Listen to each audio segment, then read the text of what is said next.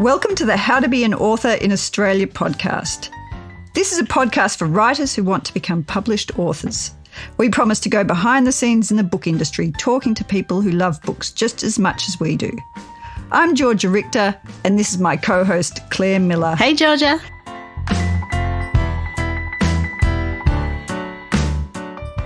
Well, I'm sitting here with Georgia Richter, who's the publisher at Fremantle Press. And I'm sitting here with Claire Miller, who is the Marketing and Communications Manager at Fremantle Press. And this is not awkward at all. We're sitting in the children's publisher's office before she comes into work, trying desperately not to have our knees touch as we talk into a multi-directional microphone for the first podcast. I actually feel as if this is a romantic dinner and the microphone is the candle.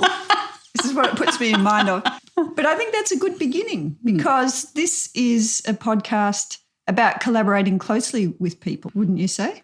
It is. I've never quite collaborated this closely with anyone before. But yes, I agree. We do work very closely together. And I guess that's kind of the point of this podcast. We thought that it would be really beneficial to take our own experience and the conversations that we have with writers every day to a broader audience. And the other thing that we thought would be really fun to do is to talk with other passionate people in the industry who love books as much as we do.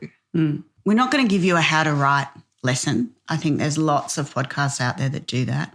But what we're trying to do is provide you with interviews that give you an insight into all the different jobs that are happening behind the scenes in the publishing industry. The more you know about that, I think the easier it's going to be to navigate the business side of being a writer. How do you work with authors? How do I work with authors? I read their book for a start. I look at who else might want to read their book, who their audience is, and then I think about how I'm going to get to that audience and how I'm going to help the author reach that audience. So we can do lots of advertising and we can promote the book from the publishing house's perspective, and we do. But we also try and arm the author with as many tools to help them reach the people that might want to buy their book. And we just do our best to make them feel like they're in charge of their author brand, their profile, and how they present to the world. And that's a really challenging thing for a lot of authors. A lot of authors would love it if we just took it and did it for them. But it's much more powerful if they bring their own personality and their own set of skills and storytelling skills to the table. So, do you love your job, Claire Miller? I do, yeah. Because I'm thinking that every author is a different person, right? So you must have to be adaptive, but it sounds as if you're saying that there are a set of things that authors can learn and a set of tools that they can take with them as they promote themselves. I definitely think you can learn to promote yourself better. There are lots of things that you can do to arm yourself to go out there and promote your book better. And that's not going out there and beating your chest and saying, I'm the best author in the world and my book's the best book in the world. It's about making real connections with other human beings.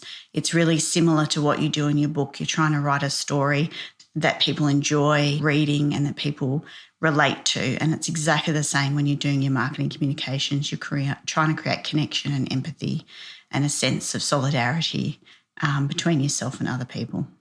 All right, it's my turn to ask you, what do you do at Fremantle Press?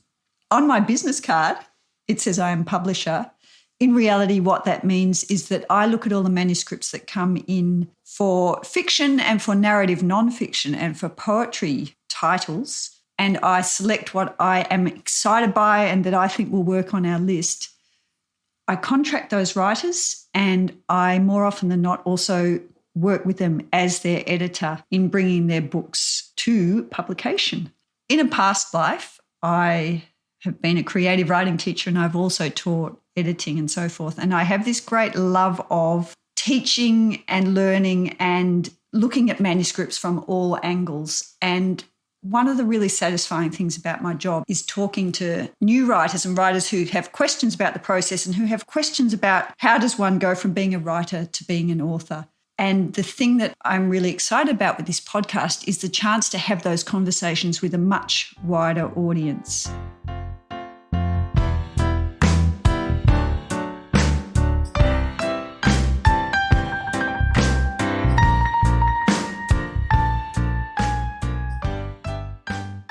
Hi, my name is Meg McKinlay, and I'm one of the authors who contributed to the book How to Be an Author, The Business of Being a Writer in Australia.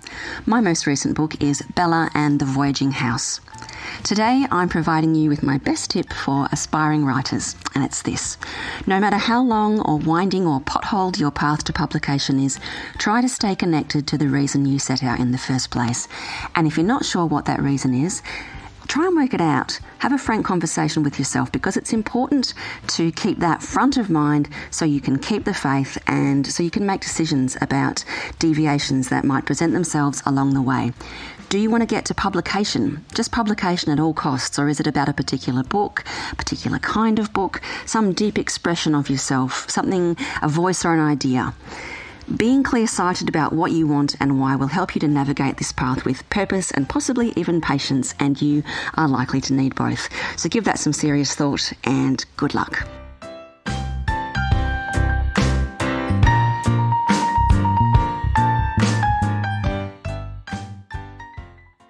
Let's talk about the book.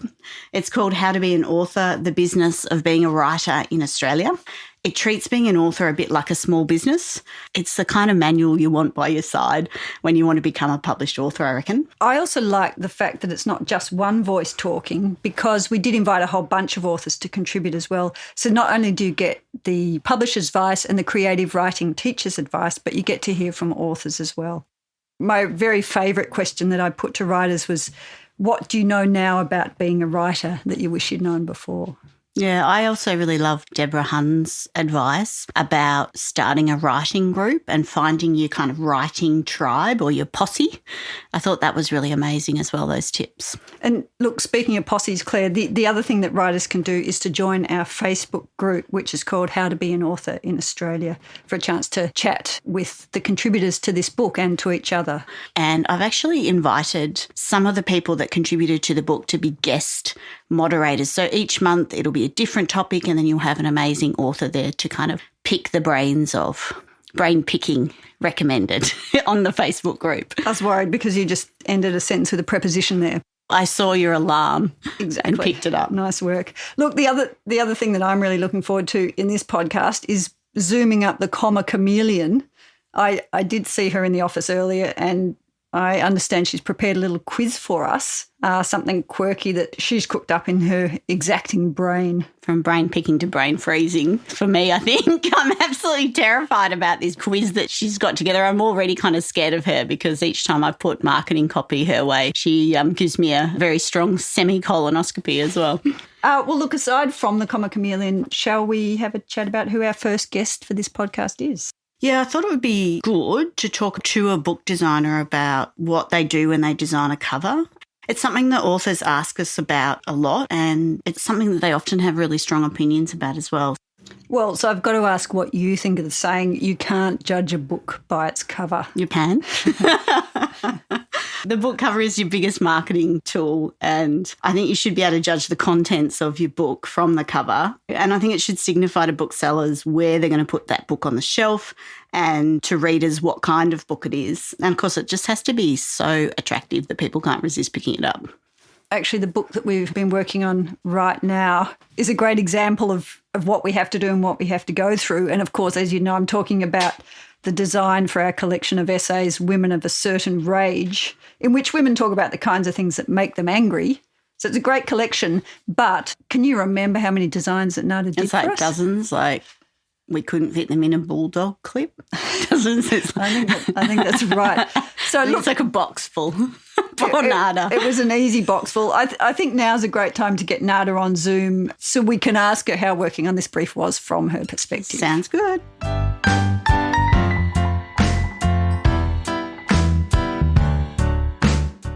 Nada Backovic is a book designer, graphic designer and illustrator with over 20 years' experience working within publishing in Australia and the UK.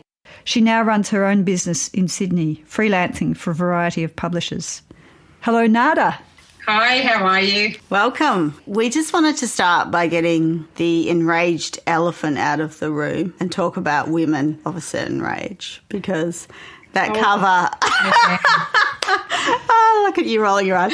That cover, I mean, how many covers have we had? I do have somebody usually working behind me, and every time he turns around, there's a different cover with the same title. And so he's been marvelling at how many we've done. It's been a really interesting process, and we felt excessively terrible, I think, as we kept going back to you, and it made me think a lot about what is it actually like for you as a designer working with a client, and how does the process work? It was not the worst cover I've worked on. Believe me, I have had much, much, much worse. In fact, I just took that one in my stride because sometimes that is the process of getting to the final cover. You have to make those mistakes and see what you don't want before you can actually see what you do want. I think it has been about 6 rounds, and every time you probably seem to produce about 8 or so covers, all quite different, very impressive. But it helped us see what we weren't getting right yet. I guess my question is something about how do you negotiate the space between creativity and what a client wants when you're designing a book cover? Well, I think generally speaking with a good brief, you won't have been prescriptive in this first place, and I don't think you ever are. I appreciate direction that tells me where you want to end up. Otherwise, I will be clueless. So you need to give me that sort of direction as to where you want to go. And that is always useful, I think, to a designer because I have to know what your end goal is. What is really hard sometimes is somebody might come to me and say, we want a picture of a woman on a cover holding a flower with this in the background and be entirely prescriptive. And I just say, no, I can't do that. I can't ever match what you're imagining in your head. So I think your briefs are open-ended enough to allow for that creativity. Are you reading just what's in the brief? I think it's really important to get a sense of what the book's about, whether it means reading extracts, whether it means reading the whole thing, and a strong sense of what the book's about in order to translate that onto the cover. So it's not just what you say in a brief, it's getting the mood and the tone. It needs to reflect the content. See, I really struggle with that as a marketer. I think we get hung up on, is this accurate to the content? Whereas I think that you saying it should reflect a mood or the essence of the book is quite good. I think, the authors are very close to the content. And so, when I work directly with them, there might be a tendency for them to picture a scene in their head because it's so very close to them. But you need that degree of separation in order to come across to a broader audience and hopefully convey enough of the content to give you a sense of what it's about. Now, when you're working directly with an author, that must call on a different part of yourself in a sense to negotiate the terrain, because you must have a sense of where a jacket perhaps needs to go versus an author's internal vision. So you're not only designing something, but you're negotiating with a human being and expectations. How do you manage that? Sometimes it can be difficult, but I think most people who come to me trust that I'm going to give them the results that they want. So right at the beginning, I take those expectations and I shut them down, really, and I say you need to be a little bit more open with allowing me to experiment. By all means, give me direction as to where you want the book to end up, but try not to dictate what the end product will be. I think what was really interesting about the Women of a Certain Rage cover was in our minds it began as needing to have an element of rage on the front. When you gave us rage, as requested... Didn't work, and there was too much rage. Yeah, and also, we do a lot of research behind the scenes on other covers and also what we like and don't like to try and, as part of the direction, and we did it with this book, and we end up enraged by the images of women. You put in to Google an angry woman and they look insane, or they have having a really bad hair day, or all sorts of stuff. And we ended up quite angry at the end of this process and disheartened by what kind of images were out there. Well, that's right. I mean, I come across that every day. A lot of books I do happen to have women on them, historical fiction or women's fiction in general.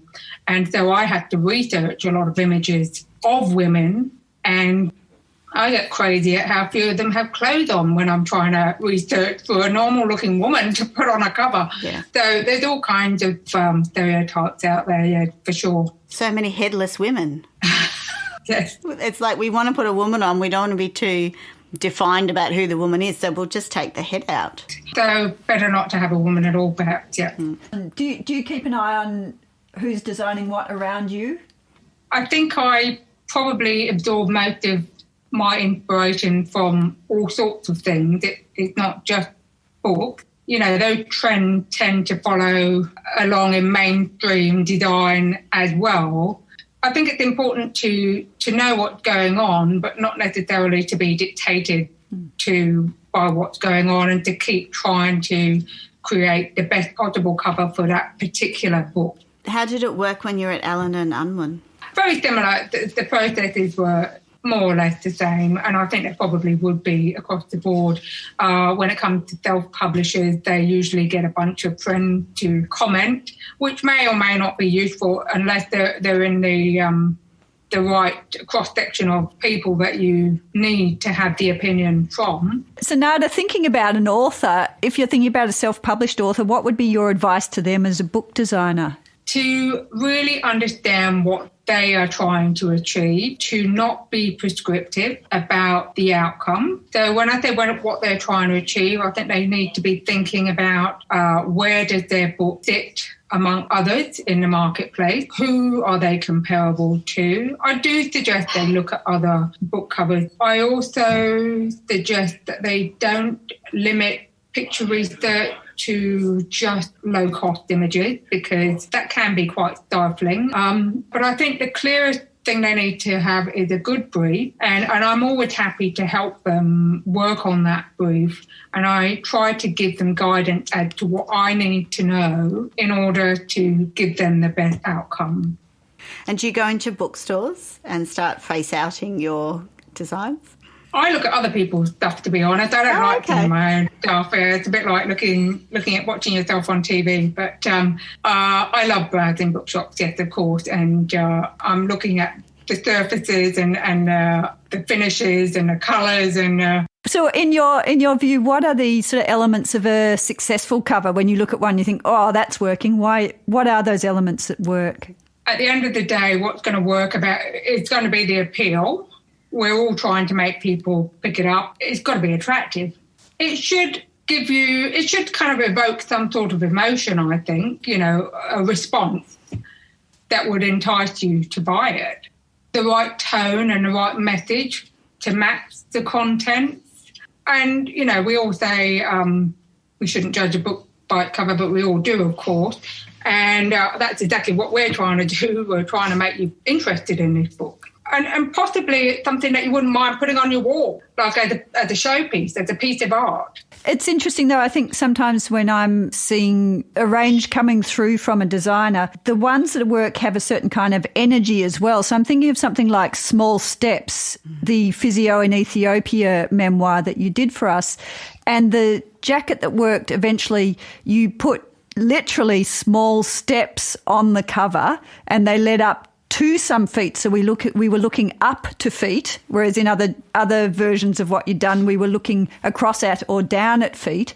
And there was something about the energy that appeared when you actually put steps that then interacted with the title. And there was a whole series of things going on in that interaction between the title and the image that made us go, oh, there it is. There's the cover. That is true. So a harmony between the title and the image.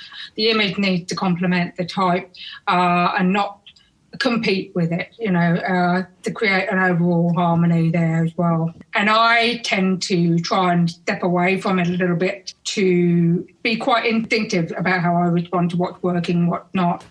What are some of your favourite covers that you just still love? A lot of stuff I've done years ago is still in print. Things like Kokoda by Peter Fitzsimmons. I did an earlier cover for Natasha Lester, which I still really love, A Kiss from Mr. Fitzgerald. It was nice because I got an opportunity to do something a little bit different on a women commercial fiction from what I usually do. So I still love that one. Red Can Origami, I do love. I've just done a new one for a self-publisher, which is my current favourite, called Unique Beautiful Faces. It sparked off a little bit of an illustration style for me, which I'm working on at the moment. I think I'm really, really, really, really lucky to have a job that I still love. Yes, very, very fortunate. Brilliant. Yeah, thank you for joining us, Nada. It's been really good to talk to you.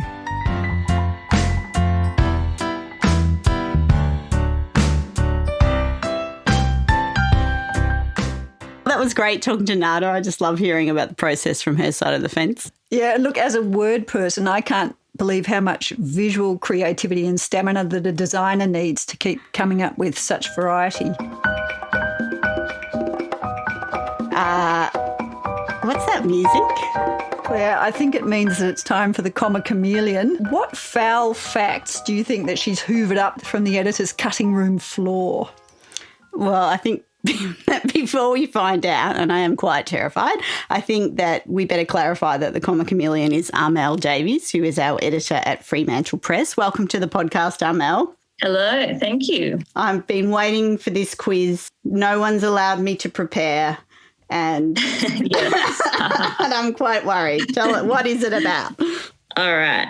Well, as a word nerd, I love learning about etymology, which is the study of where words come from. It's so fascinating to me to hear about what other languages our words come from, how language develops over time and why. And most of us use words without really thinking too deeply about what they mean beyond their most direct definitions. So I thought it might be fun to have a look at some words and their roots where they're not necessarily so obvious. So are you ready for the question? Okay. You lost me at entomology. Entomology is different. That's the study of insects, Claire. Come on, keep up. We do have a book, Backyard Birds, coming up. No bugs. Okay, go on. Sock it to us. All right. Each of these words contains a prefix or suffix that is easily recognisable, but their stem words are not so familiar. Which of these stem words is not a real word, or at least is so obsolete that it's not recognised by the Macquarie Dictionary? Our options are A, ruthless, B, overwhelm, or C, preempt. Excellent. So you're asking us whether ruth, whelm, or empt are actually real words or not real words. That's right. Yes, one of these words is so obsolete, or maybe it never even existed, that it's not in the dictionary. Can I have a go? Yeah. What's your logic around this answer that you're going to give? Well, I reckon that whelm and empt probably come from somewhere. I'm going with ruth. For no good reason, actually. Come on, Claire, put your money on one of those horses. I like the idea that whelm exists on its own. And actually, I like the idea that Ruth exists on her own as well. So I'm going to go with empt, just because who wants to talk about emptying? I don't know. I think you might be emptying the Comma Chameleon's answer. Okay, go on, tell us. Well, indeed, the correct answer is Claire's answer, empt. Yeah, so empt, the other two are real words. So ruth comes from the same root as rue. So I rue the day. I was filled with ruth at the death of poor Daisy, for example. And whelm is actually the original meaning of the word overwhelm. So overwhelm is kind of a tautology because whelm means to be overcome. So overwhelm means overcome. And then empt, it's sort of hard to trace the roots, but it seems like it may have been a real word at some stage. And it comes from the word emption, which in turn is from the Latin emere. Not sure if I'm pronouncing that correctly. I haven't studied Latin, unfortunately, which means to buy or take. So preemption was the act of purchasing something before anyone else had had the opportunity. Wow. So are you saying that if you get a manuscript and somebody uses the word overwhelm in it, you're going to be like, nah, I'm going to whelm it, not overwhelm it?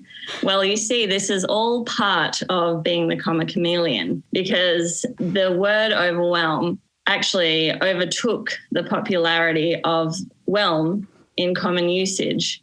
So it eventually became the accepted word. And I kind of like to think of it like people using the word literally today when they really mean truly or really or something like that. And although that might seem very wrong to us as editors now, because it seems like it's not the, quote unquote correct usage of the word, perhaps eventually it will be common enough that the meaning of the word will change.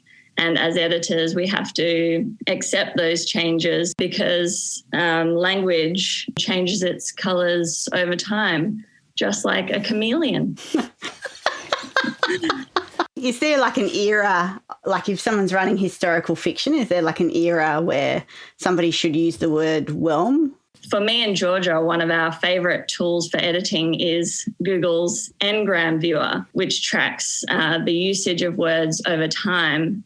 They've scanned books throughout history and they've scanned the words in so you can track how they were used as a percentage of all the words used in all the books of that time. And so I did try to look up whelm, and it seems to have peaked in usage in about 1807 and declined steadily since then. I think you should stick the word Uberwhelm into Ngram Viewer and see if it's arrived yet. I think that would be an even better word. I'm predicting that's coming soon. But do you know what? My favourite and very surprising word that I Googled in Ngram Viewer was fake news.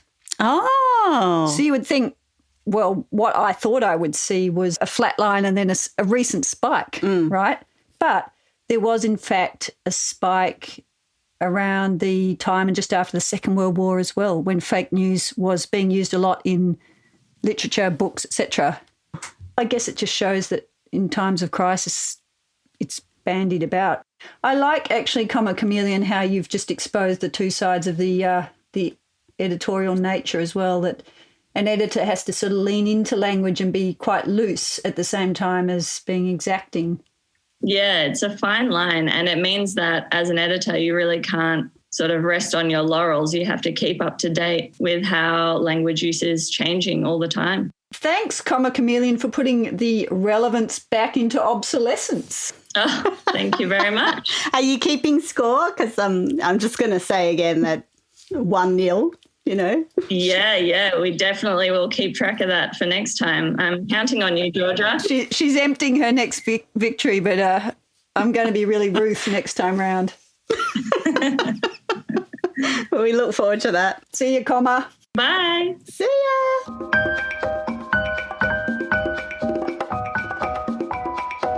That was great. I can't wait to see what the Comma Chameleon comes up with next time. I can definitely wait. Well, apart from the Comma Chameleon, Claire, who are we going to be talking to next time? Next time, we're going back to the beginning and we're going to have a chat to Deborah Hunn, who is your co-author of the book. And Deborah's been teaching and lecturing in creative writing for 25 years, and she's really going to have a good in-depth chat about her role as a creative writing teacher, about what it's like to mentor new writers, as well as how to find your own writing tribe and make the most of working with your peers. And I think I'll ask her some questions about how to set up a workshop group too. So tune in next time to find out tips for brand new writers.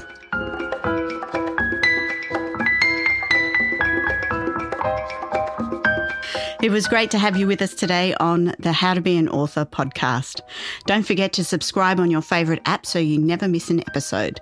To discuss anything raised on today's podcast, join us on the How to Be an Author in Australia Facebook group. You'll be able to discuss the ins and outs of writing with other writers and with us, along with many of the contributors to the book Georgia wrote with Deborah Hunn.